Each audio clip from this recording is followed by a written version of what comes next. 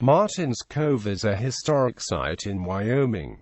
The 933-acre cove is located 55 miles southwest of Casper, Wyoming, in Natrona County. It is located on the Mormon Trail and is also part of the North Platte-Sweetwater segment of the Oregon Trail. The cove was listed in the National Register of Historic Places on March 8, 1977.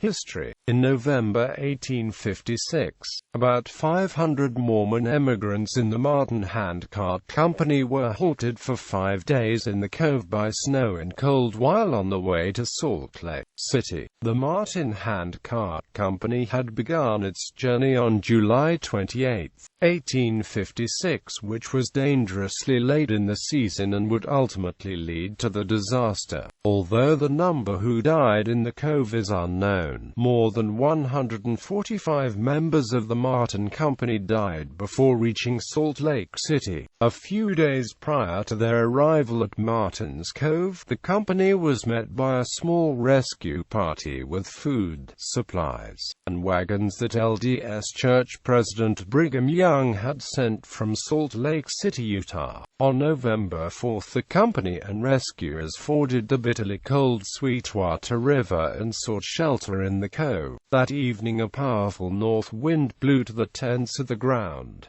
The tents were set up again, but a blizzard brought heavy snow. The company remained in the camp for 5 days, unable to proceed due to the snow and cold. A number of the company's cattle died there and were preserved in a frozen state. When the weather warmed, on November 9, the company was able to move on toward Utah, with assistance from the original rescue party and from additional rescue parties that met them along the way. The survivors finally reached Salt Lake City on November 30. Later many other emigrants would pass by the cove on the way to Utah, California, and Oregon along with Pony Express riders. During the 1870s, Tom Sun, a French-Canadian frontiersman, purchased the area around the cove and established Sun Ranch ownership. Following the LDS Church's purchase of nearby Sun Ranch in the 1990s, it tried to purchase the Martin's Cove property to operate it as a historic